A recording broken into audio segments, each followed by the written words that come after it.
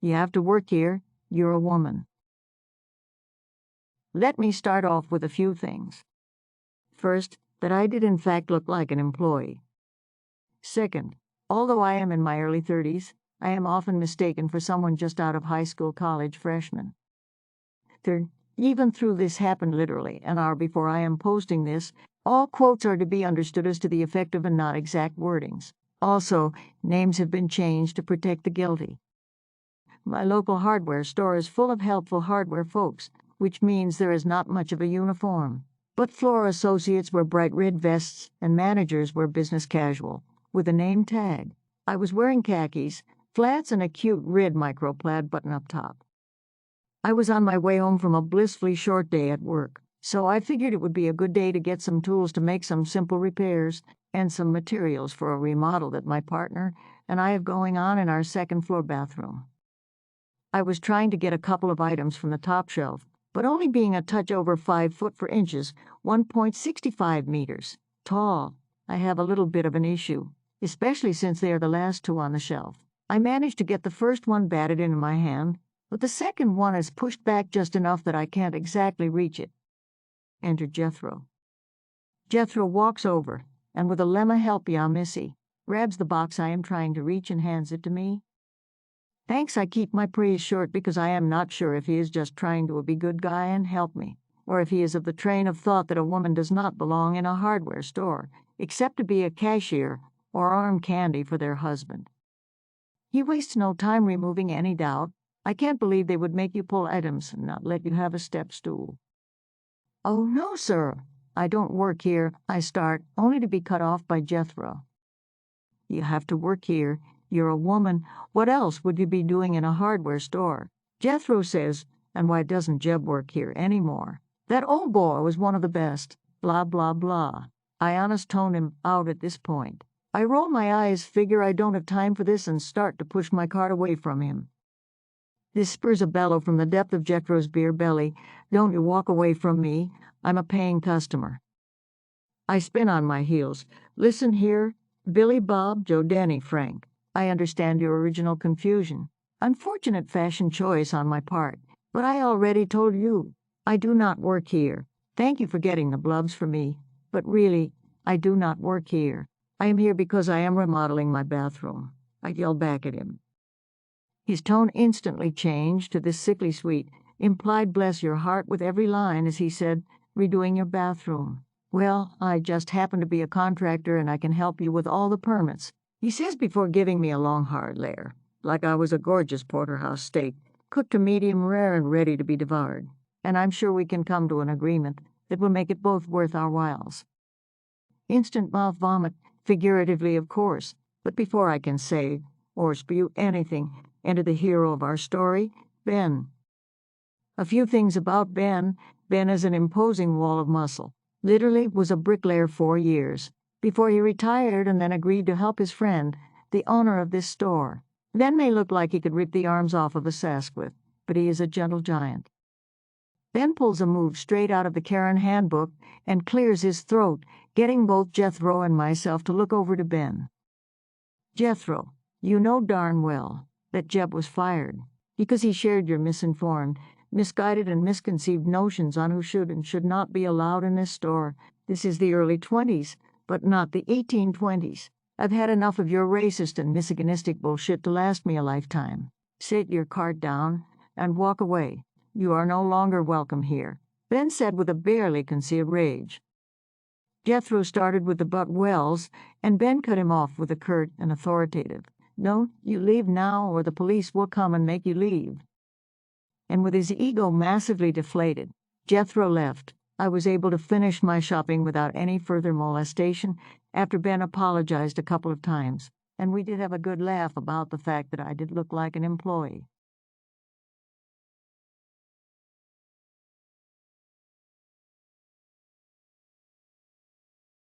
I was an inconsiderate employee glued to my phone. Literally just happened. I was browsing this subreddit to kill time since I'm having new tires mounted on my car. The club store that I'm at doesn't have a waiting area currently. Their waiting area is an online order storage holding space. I found an empty aisle nearby and found something sturdy to lean against while I wait for my installation. An older woman was pushing her cart down the aisle while on the phone.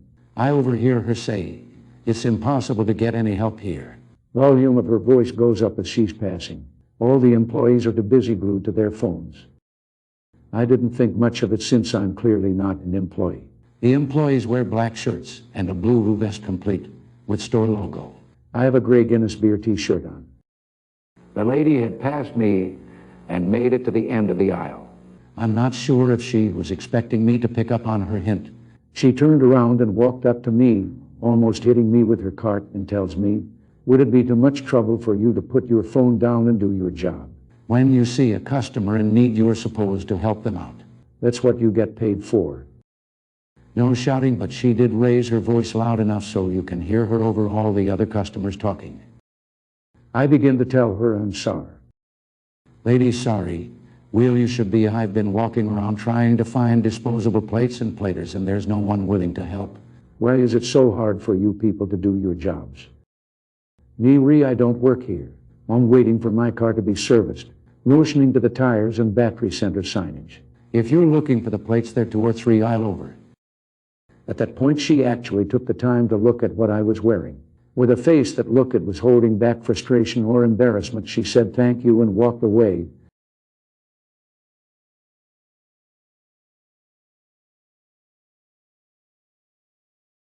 Lady snatches dinosaur model out of my hands. So I was heading to a toy store, name redacted for privacy's sake, because they had informed me that they had the new Colossus model made by Safari Limited. I didn't have that model in my collection, and I usually order my models there, and I have a good enough relationship with the store workers to let me know when a certain model on my list is available, or sometimes I prepare them to have a certain item in stock, and they have always provided. So I go into the store wearing a red shirt because I felt like it. And normally the toy store workers wear red, but they have tags on, so you know where this is going. So I enter the store and ask if they have the Colossus, and they point me in the right direction, since in this case it wasn't one of the models I prepared them for. So I see the Colossus among other models. It wasn't the only one, and I get my hands on it. When I take it off the shelf, a lady says to me, "Oh, thank you, I can take it from here." I turn around and see this lady that looks like she is in her late 30s holding out a hand to me, expecting me to just plop the dinosaur in her hands. I was looking confused for a moment, and then she got frustrated and asked me if I was hard of hearing. I asked why she wanted me to hand over the model I wanted, and she asked what I meant. I was an employee. I suddenly got her assumption and told her that no, I don't work here. I was just a customer. She fumed and pointed out that I was wearing the same shade of red as the workers. I responded that red is not exclusive to this store, and if she would excuse me, I was going to purchase the Colossus. She then got intrusive and started asking why would an adult collect dinosaur models. I responded that people are allowed to have hobbies and tried to move on. Apparently not satisfied with my answer, she blocked me and freaking snatched the Colossus out of my hands and went to the counter. I was about to shrug my shoulders and grab the spares, not wanting to escalate, until I realized that she had also taken the other Colossus models on the shelf. The other remaining models were of Brachiosaurus and Micropata BTW. A little bit infuriated at this, but keeping my calm, I went to the counter and asked her to give it back, and told the people at the counter that she had snatched the model out of my hands. They asked her if it was true, and she actually told the truth, but only because I was being a bad employee, lying about wanting the model for myself and not providing good customer service. There the counter workers, who had seen me enough times as a consistent buyer, pointed out to the lady that I wasn't a worker, and she got huffy.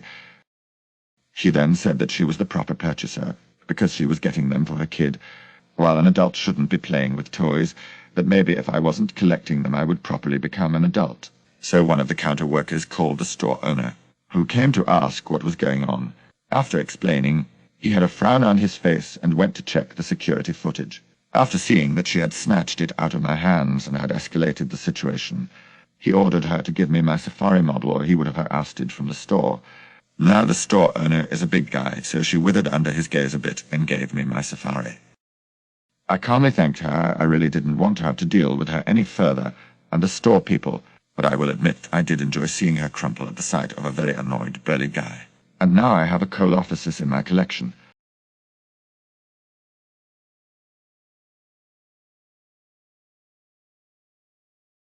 Check out my other excellent videos.